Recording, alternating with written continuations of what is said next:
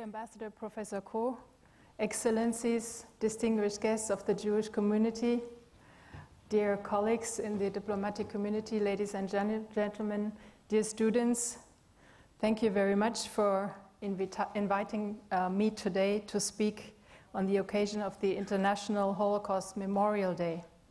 It is a great honor for me to be here with you today. So that it was with gratitude that I accepted the invitation of Professor Koh to speak on the historical significance of the Holocaust to Europe and the world. Today we remember the Holocaust. Today we remember that on January 27, 1945, Auschwitz, the biggest German extermination camp, was liberated by the Soviet troops. When they arrived, however, less than 7,000 survivors could be saved. The other 58,000 had begun their death march only a few days before. In Auschwitz, 1.2 million people from all over Europe, women and men, old people and children, had been robbed of their rights, of their dignity, and of life itself.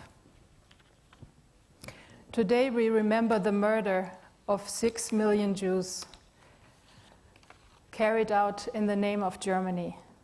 Today we are reminded that the Holocaust represents a collapse of civilized values which has no parallel. It is the moral disaster of our history.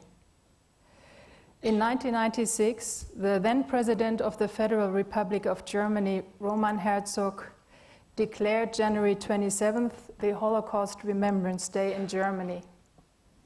The federal government and the German Bundestag joined together every year on January 27 to honor the victims of National Socialism. The yearly commemoration ceremony in the German parliament, with prominent guest speakers from abroad, for instance, Shimon Peres in 2010, or Marcel Reich-Ranitzky, a literary critic and survivor of the Warsaw Ghetto this year, has since become a tradition. In 2003, the Council of Europe decided to follow Germany. And in 2005, the United Nations followed and declared this day the International Day on Holocaust Remembrance, thereby underlining that it is essential for all mankind to learn from history. So what does the Holocaust mean for Europe and the world? Please allow me to focus on three issues, namely the historical significance for Germany and our special relationship with Israel, followed by the historical significance for Europe and for the United Nations. Germany recognizes its historical guilt and understands it is an enduring responsibility for the Shoah. The responsibility for the Holocaust has become an essential part of the German identity. Taking responsibility is reflected in the German Constitution of 1949. The very first article reads, "Human dignity shall be inviolable. To respect and protect it shall be the duty of all state authority. The German people therefore acknowledge inviolable and inalienable human rights as the basis of every community, of peace and of justice in the world." With these words, the fathers of our Constitution drew the lesson from one of the darkest chapters of our history. They put the individual at the center. The state has to serve the individual and not vice versa. This is valid in Germany and Europe and universally. Only the protection of human rights worldwide can prevent the world from falling apart. Therefore, remembrance must not end. It is important to find a way of remembrance that has a lasting effect on the future in order to prevent the Holocaust from happening again.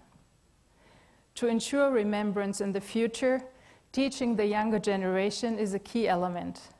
Thus, in Germany, Holocaust education is mandatory in all 16 German states.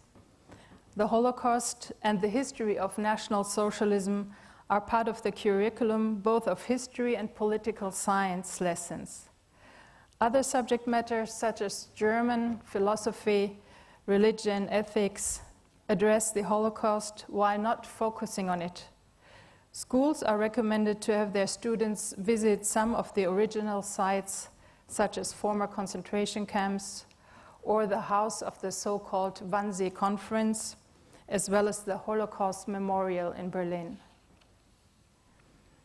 In order to deal with extremists who deny or downplay the Holocaust publicly, in 1994, Germany's criminal code made such acts punishable offenses, and they can lead up to 5 years imprisonment.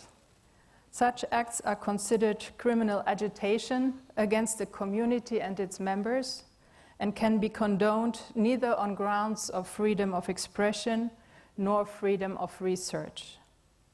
Holocaust denial is illegal in a number of European countries as well. Many countries also have broader laws that criminalize genocide denial. In addition, the European Union has issued a directive to combat racism and xenophobia. Nowadays, Holocaust education has to adapt to new challenges. First, students now belong to the third, sometimes even the fourth generation already after the Holocaust and World War II. The second generation could still address the Holocaust when confronting their parents, what they did during the war. Today's generation has to find different ways to address the issue and relate to it. Second, German society is changing rapidly. Roughly 15 million Germans today have some kind of immigration background. That means that at least one of their parents immigrated from the former Soviet Union, the Balkans, the Maghreb, or Turkey. It is encouraging to see that most of these teenagers actually are interested to learn about the Holocaust. With respect to their heritage and history, teaching about Holocaust has to adapt. Among those who have migrated to Germany over the years are also some 200,000 Jews, mostly from the former Soviet Union. The Jewish community in Germany is now larger and more vibrant than ever before since the Second World War. For us, this revival of Jewish life in Germany is an enormous joy. Synagogues, training of rabbis, Jewish kindergartens, kosher stores, all these have a place in today's Germany again, and that makes us very happy.